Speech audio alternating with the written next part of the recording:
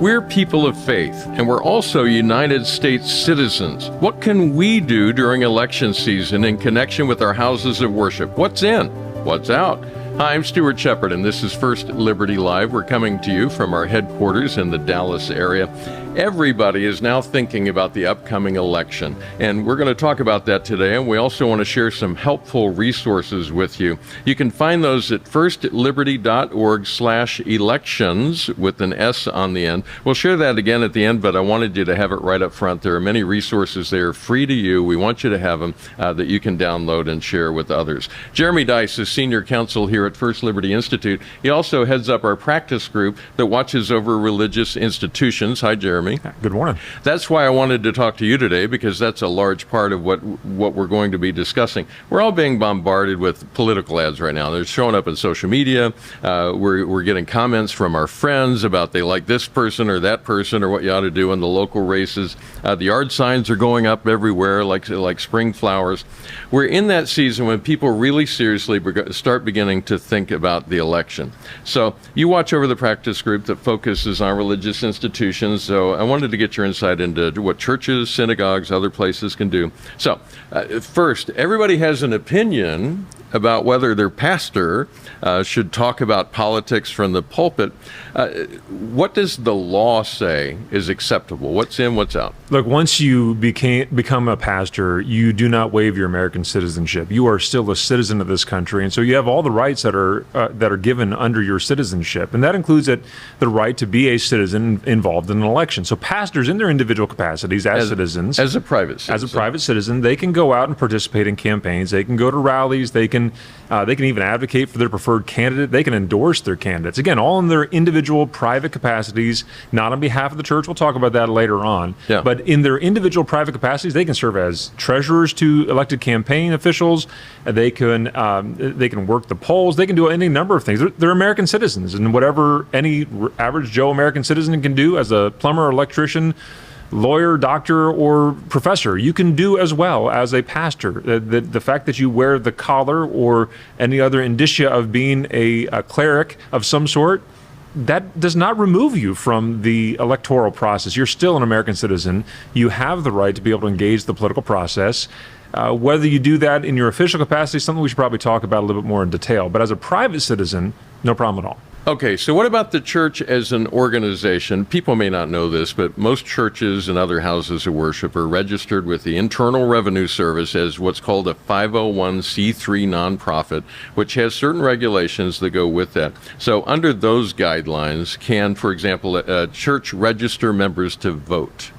Yes, of course. So churches can do a whole lot more than they cannot do. And I think folks should go to firstliberty.org/elections to learn a lot more about that. And we'll go through some of those details along the way. But registering people to vote is just another thing that organizations all over the country get to do. Whether you're a church or a bank, you can do that just as anybody else does. And that is not forbidden by the IRS whatsoever. And that even includes, I've heard of churches that hand out voter registration forms in a Sunday morning service. That's okay, right? Certainly. And look, if the churches make that decision, that's up to them, of course. But there's nothing in the law that prevents a church from encouraging their members to vote. I think there's everything in our understanding of theology that would probably encourage people to be a part of the electoral process. Yeah. But they can certainly hand out the forms. They can have a voter registration drive in the lobby after the service. They can be a polling place if they want. Now, can a church hand out voter guides? Yes, and again, the key difference here is whether that voter guide says vote for or vote against. In other words, if you're endorsing a candidate as a church, or if you're endorsing a specific piece of legislation as a church, that's not permissible. But if you're simply making the information available and not making any type of endorsement, in fact, in your voter guide, you might even want to include something at the bottom that says, we do not as a church make any endorsement of these candidates. Yeah. You're just providing information to the individuals at your church by which they make a decision. So going through a campaign's policies on their website and making that information available, going through party platforms and making that information available, you're simply providing an educational opportunity to the people that are in front of you. You can even say in those voter guides about what the law or what your specific religious beliefs teach according to those issues, so that people are better equipped to exercise their vote. Now, First Liberty has prepared a voter guide that compares the current presidential candidates, and it does exactly what you just said. So it's a prime prime example of a nonpartisan voter guide. It's downloadable. We want to share it with you. You can look at firstliberty.org/elections, and the voter guide is one of the things that you will find there. Okay, what about inviting candidates to speak at the church? It's something we hear about in the news now and then. How can you do that, and how would you do it if you did? That also goes in the can column. Yes, you can do that. In fact, it's a great way to be able to bring the community together. You've got a great property, usually churches do in their communities, and it's a central meeting place for a lot of people in the community. So you're welcome to invite candidates for a debate or for a candidate forum. Now, the only thing I would encourage you to do is to make sure you invite everybody. That doesn't mean they have to show up, but you have to be you have to be fair to everybody and bring everybody, give them a chance to talk. Whether they choose to avail themselves of that chance, that's up to the candidate themselves. But, don't break the stupid for Jesus rule. Stupid for Jesus is still stupid. Don't be stupid for Jesus. So bring everybody together. If your mission really is to educate the people in your community, then give them every opportunity to be educated. Whether the candidates make the decision to join you, that's again up to the candidates. But bring everybody there, give them a chance to do so. Okay, to drill on down, if there are 5 people running for school board, you invite all 5. If 3 show up, you're good. 2 show up, still good. If 1 shows up, still good. Just make sure that you have clearly indicated how you have invited everybody. You maybe send them a certified letter or something like that, or make the invitation broad on your social media, or perhaps do both, and all the things considered. Just make sure you're giving everybody an equal opportunity to come and speak their time, speak their bid during that time that you're providing for them to speak to their community. Okay, you were talking about candidates earlier. What about issues like legislation, ballot measures, initiatives, that kind of thing? What about speaking about those? Well, let's not violate the vote for, vote against rule. So a church as a church cannot say you should vote for this specific piece of legislation, at least as the rules are currently situated under the IRS. But what you can do is provide information about what those laws would do according to your religious beliefs. Now, so there's sort of 2 competing interests here. One is what the law would actually do. So you can evaluate that and provide that information to your people as much as anybody else can. But you have the added ability to say, well, the Bible or our religious texts say this about this specific piece of legislation or this topic, and you should know that as well. That's fine. Just don't get into the vote for, vote against language. And again, if you make any publication on this, it'd probably be wise to add a little disclaimer at the bottom that says you do not endorse this specific piece of legislation or any candidate running for office. That will help a lot. Communicate outwardly that you're just simply trying to provide information to your community.